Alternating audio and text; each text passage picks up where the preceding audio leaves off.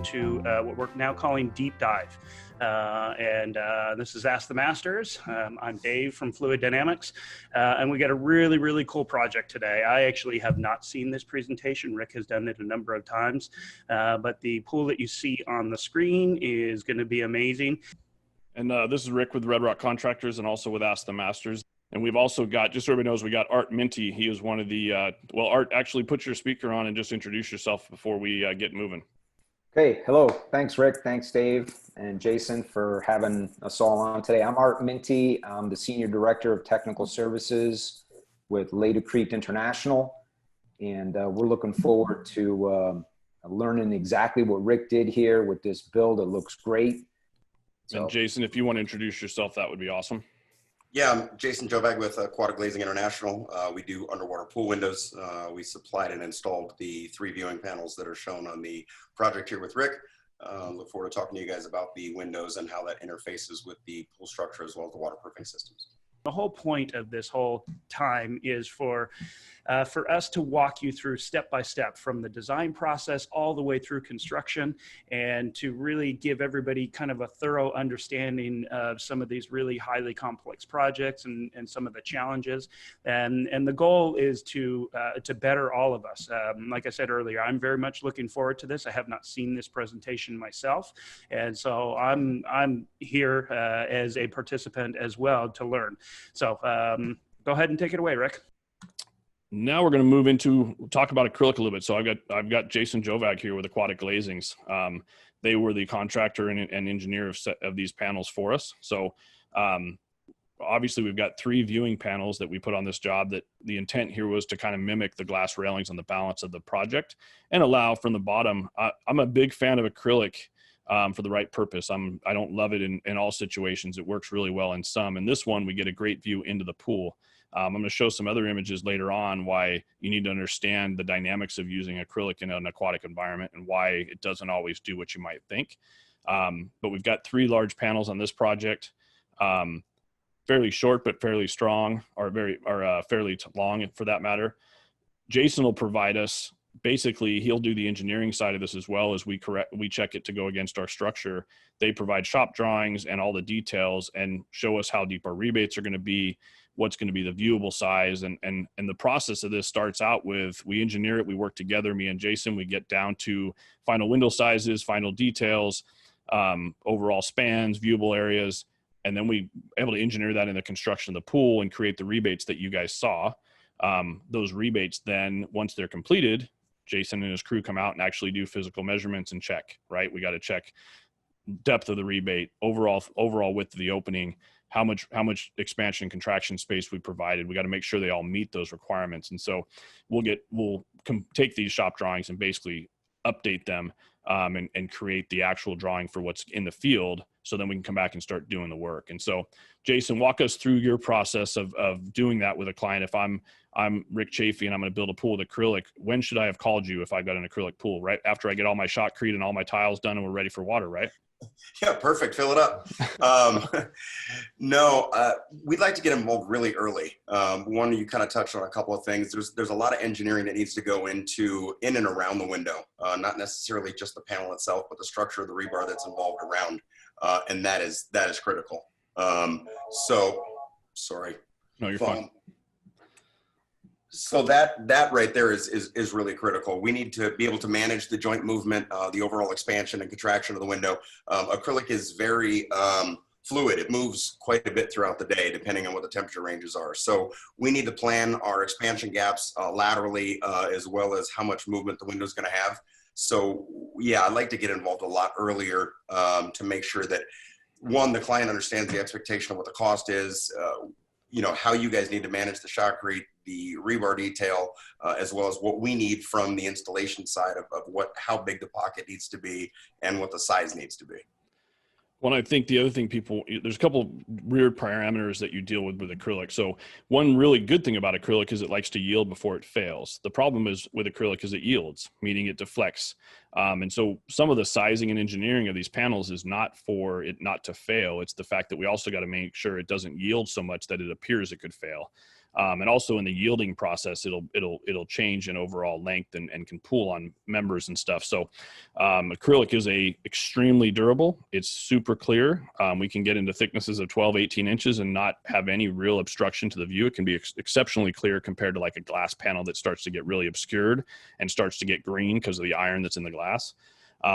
But also it has very dynamically different thermal properties than all the other parts of the swimming pool: concrete, steel, thin sets, tile, ceramics. All of those are very, very, very similar. And steel and concrete are so close that's why we're able to do structurally reinforced bridges and structures with cable and steel, because the thermal changes don't affect them or make them rip each other apart. When we get into an acrylic scenario, now we're dealing with multiple issues. Issue number one is it's going to be dynamically different temperature-wise. And the longer the panel gets, if it grows a certain amount of inches per foot and we make it 20 feet long, now it's 20 times that overall growth, height, and width required. The second thing we get into with acrylic panels is we have to be very cautious that they're a little bit soft. And so they're not very durable during the construction process. So we got to protect them and make sure we don't damage them in the process. They're also going to expand and contract so much more than we expect. We have to make a lot of room so they can move. We want them to be able to move, flex, and not get in trouble. And so you can see as we set this, we've got just one of many details, but just one of the rough details you'll see of the acrylic panel is the smallest part of this rebate. We set some blocks to kind of put it in place and level it, obviously, and then we put some grout to hold it in. But you'll notice we got a lot of movement left, right, and center and up and down for this thing to kind of flex around. And we've got the other critical thing to make sure we realize is we're going to see perfectly through here, right? So they'll come in and paint surfaces for us in the rebate enough to where they still got to get their silicone sealant to not be on paint, but they'll paint all these rebates out to hide all the setting materials. Because you can imagine, you don't want to look through here and see a setting block and backer rod and grout material that's maybe not 100% consolidated. So you really do have to plan out both where you're going to be looking at it from and what the client's going to see inside or out of the pool, and make sure that you've sized the window correctly and know what your finished surfaces are going to do overall to size. So when Jason comes out to measure, he's taking into effect all those things when he paints the rebates and makes that panel fit your project perfectly. So there's a lot of aspects to it. You can buy panels by yourself and try to do it direct. I would recommend never, ever even thinking about doing that, even if you've done it a couple of times. There's many tricks that Jason pulls out on us or reminds us of why we're doing these in the shop drawing process, etc. So it's pretty critical to get these right. And obviously they're going to want to leak if they're not done right. And my exposure to what I've seen on leaking projects is actually no leak actually happening through this substrate. It's leak happening this way. And that's what we talked about earlier too, is if this substrate is not solid and Jason doesn't know it, or there's voids we can't see, moisture likes to migrate right on around this whole system and say, oh, the panel's leaking, and it's not even the panel. Or it will cause failure of the coatings to the substructure because it's not sound. So most highly critical place is where you're going to set these panels, both engineering wise and just finished quality of work. You want to talk just a little bit? I know we don't want to get too deep into pricing, but just touch on it just a little bit. I mean, you're not. There's not even a small window. There's not a $5,000 upgrade because we're seeing this kind of migrate down into more the mid-market, and it's kind of panels are going everywhere right now, and they seem to be kind of the new trend in swimming pools. So just Jason, can you give kind of just a general discussion of if a client asks about a panel, what should we be prepared to tell the clients as far as what the expense is going to be? Yeah, so I mean, each job is going to be completely different.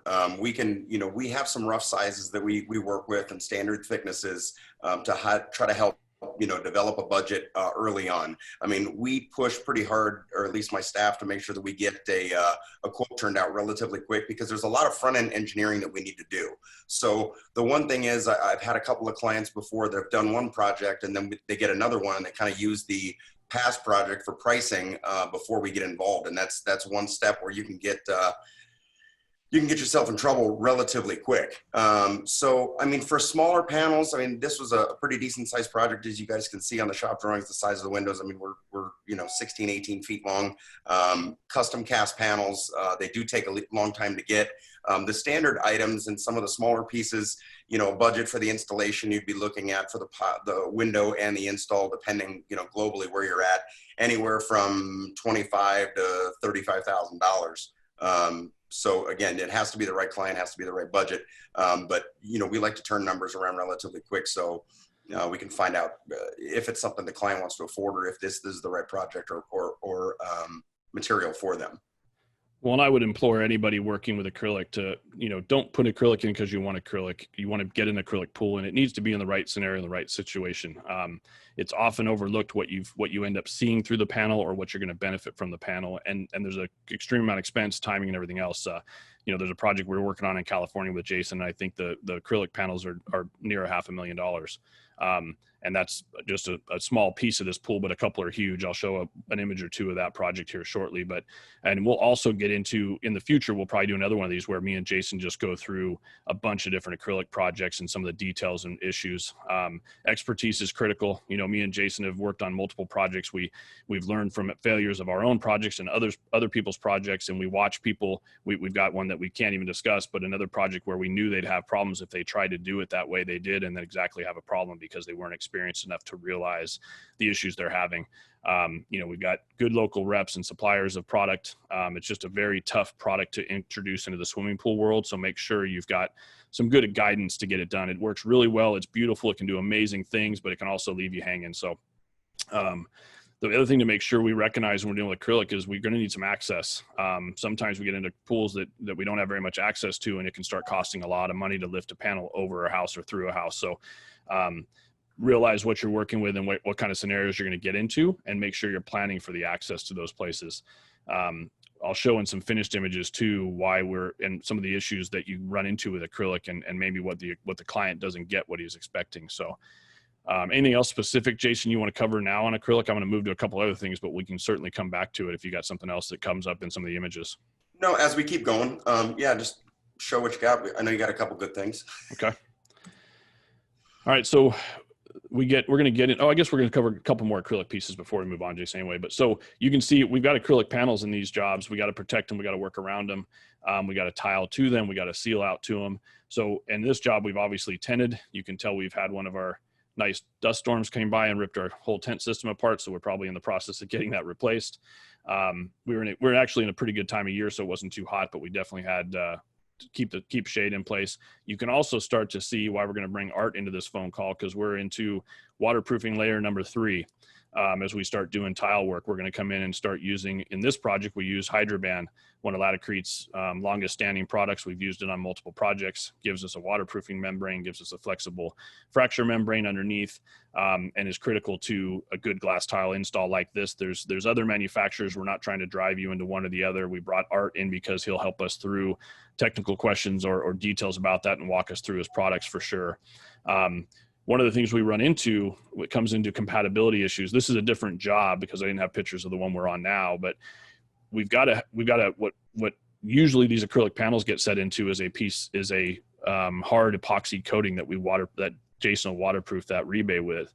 We also need to then come back on top of that with our waterproofing membrane and make sure they're seamless to each other. And so it's critical to work with whoever you're working with on your waterproofing systems to come in and give you a method of doing that. This job in the image is not going to be a Laticrete job. It's actually Miracoat, but we reached out to Miracoat like we did with Laticrete on the job we're on and said, look, we've got product A and product B, and I need to make sure I can tie these together so I get performance and so that your product doesn't fail and my pool doesn't fail. The one critical miss that I see most people do on projects that include waterproofing requirements or highly technical jobs is they try to guess or read on the line. Like, don't guess. Laticrete, Miracoat, all these companies have awesome reps, technical reps that will jump in. They'll teach you or walk you through what layers, where to layer it, how to do it to make sure that you have a good integral system. And you have to make sure you have compatibility. It's critical to make sure these projects work well and prosper, and compatibility is a big part of that. So same thing here. You can kind of see in this project, we came in with the epoxy, but they had us come in with an oven baked sand and throw it into the wet epoxy to create surface profile and get us a mechanical bond to this actual acrylic. So when we bring our waterproofing system in, we can grab it and make sure these layers work together. And so this is a job that required that, and that was help specification by the actual waterproofing consultant on this job. This job actually has a consulting firm that does waterproofing that's also directing us with the waterproofing in addition to mirror coat. So it's very critical we do that. You also got to realize, and like Jason well knows, we end up with a lot of, in this kind of scenario, we got a big caulking joint here, right? Clients have to understand the end result. In their mind, they see a perfectly squared piece of glass sitting in a perfect squared pool and don't realize that there's going to be some parts and pieces depending on the size of the panel and how much movement there is. So you want to know these things and be able to show them their expectations before they get involved. So they don't end up with a project that they or give you grief through the project because they got what they didn't expect. And so I'm sure you've ran into that, Jason, in some scenarios. Obviously we used to be able to, we do some bonded corner, which means we can weld the panels together essentially, which makes the corners go away in some areas. But where we tie to structure, we have to have some flexibility. And even most larger panels now where we have corners coming together, we don't do any bonding anymore. We've had structural failures of those bonds, or at least visual failures of those bonds in the field. And so, Jason, am I correct? Roughly 3.5 inch thick panel, would be the turning point where we don't want to try to bond a corner in an exterior environment. No, I think it's based on the overall length. So if we're turning that corner, again, very expansive properties in the materials. So we don't want to have a very long leg and then a short, if it's a 90-degree corner, we don't want a 16-foot window pulling against a 3-foot long section, because as they're both expanding, the 3-foot section is going to lose. So, I mean, if they're equally distant, so if we're going 8 foot and 8 foot, that way it's expanding, contracting at the same rate, we're okay with that. I just don't want a long leg pulling on a short leg. Because that's a recipe for failure. And I just threw this one in to give you an idea. I mean, we're working on this project with Jason. You can see we can get panels of dramatic size. And this is a access issue panel too. This, if you could see through this panel, it's the other side of a cliff in California. So we reached this panel over the entire house. And unfortunately we left all the other panels in the floor and went home because the pool contractor was not ready to set the rest of the panels. So timing is critical, and coordination is even more critical to save everybody money. So nothing specific to speak on this project other than, the point is you can do acrylic in really large panels. Is this one 9.5 or 10 inches thick, Jason? It's 10. 10 inches thick, yeah. and it's about it's 10 feet tall, and I don't remember the width. I think it's 18. I think it's 16 feet. Yep. So big, huge, dramatic product will look great. It's going to look killer in the job, but just don't jump into that wholeheartedly unless you know what you're doing. So obviously we're doing a huge glass tile install. Sometimes we condition these spaces. We're at a time of year where we didn't have to, but we did shade them because of heat. Art, you can walk us through this. I was going to walk everybody through kind of what product we're using. This is Bazaza glass. And then we're using Laticrete's Hydroban as our waterproofing. We use Platinum 254 as our setting materials. And we used Latiseal and Latiseal primer in some of our interior joints and stuff. And so you can start to see what this pool is starting to come together. And Art, walk us through your product. I threw some of the pieces up there, just some images, but this is the product of the day when we were doing this project. If you've got updated product or up to support, you would tell us maybe. But how does Hydroban work, and why is it a great waterproofing system under tile? Right. First off, Rick, this is a fantastic project. I hope everyone understands the complexities of these types of pools. These are not your typical, slam and run pools. This is highly technical. And man, I learned a lot just listening to you and Jason the last, whatever it is, 45 minutes or so.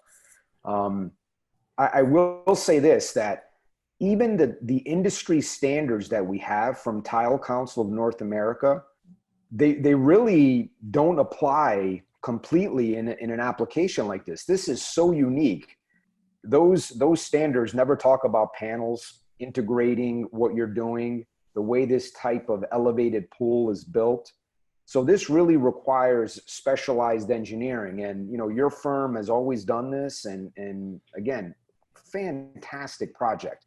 So when we get to this point, you know, the other thing that could be done here, and you didn't need it because you shot the pool so accurately, but the other thing that could come into play is any leveling or pitching that might have to be done would happen before the waterproofing, just as, you know, a point of information for everybody. But you did all the work ahead of time, so you're right where you need to be. And that's also critical, especially when you're doing intricate finishes like this glass tile where you have to meet your corners, you're making your nice radiuses and things of that nature. Well, we certainly, to be clear, we obviously shot this in a pretty good manner, but we did spend weeks in here with 3701 mortar, or highly modified mortar, in order to get everything true and plumb and straight. And so as you look at some of these details, when we get into glass tile pools, the difference I usually see from a inexpensive glass tile install to an expensive glass tile install is this project, as you'll see, there is minimized in cuts. We certainly have some cuts because we've got sloping benches coming together, but other than where these sloping benches tie into the other benches, there's not a cut anywhere in the pool, in the floor, in the wall. Even the different heights of benches have been rendered to the right size, so that the tile from the short bench, those lines line up with the tile from the taller bench, and all that works together. And the amount of time we take to do that, it works with those products. So walk me through the use of a bonded mortar bed or a highly modified mortar that we use a little bit, so they understand how that works. But we've rendered this pool. If you look at pictures closer, you'll see, you know, we spend a long time in here making sure that piece of tile is a complete piece of tile to the next joint. The piece of tile on the floor is a complete piece of tile across the way. The piece of tile that's working on the bench, oops, hold on, let me get a pointer. The piece of, the tile that's on the bench here lines up with the tile on the bench here. And the toe kick height, there's no cuts here, there's no cuts here, there's no cuts here, there's no cuts here. That amount of time to get all those things right is we take in a rough shell, and then we come back and work with some magic. So talk us through the process of doing some of that, Art. Sure, and that's great. So what we use is a bonded mortar bed. We use a slurry bond coat of a highly modified latex like Laticrete 254 Platinum.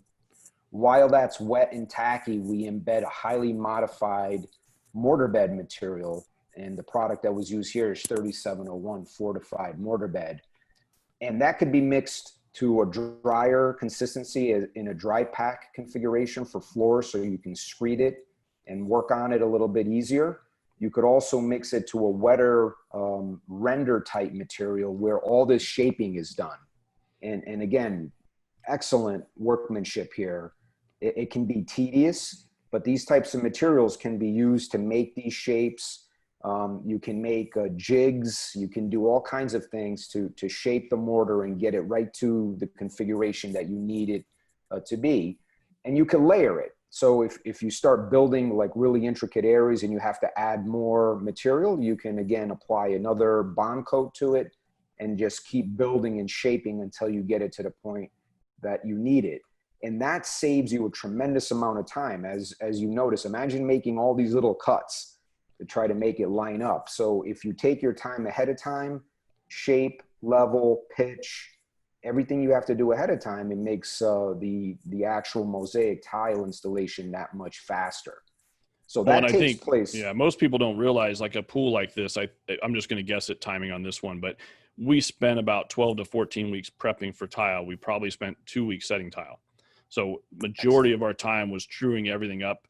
If you think about putting a 5/8 inch grid on a floor or a wall or a section of a pool, it can't be out of square, it can't be out of plumb, it can't be out of true, because that little grid, that system of grids you're about to throw on the walls affects all of that. And there's absolutely no way you can hide that in the process. It has to line up. And so if you don't do that, you get a terrible install or you get a very unhappy client. So it's crazy consideration to get all these layouts and spacing done. So it's really tough. And it's frustrating for the mechanics. Imagine the tile mechanics that would have to go through all that. So you're right, that prep work ahead of time yields these great results in the end as the tile is being placed. So after you do all your leveling and pitching,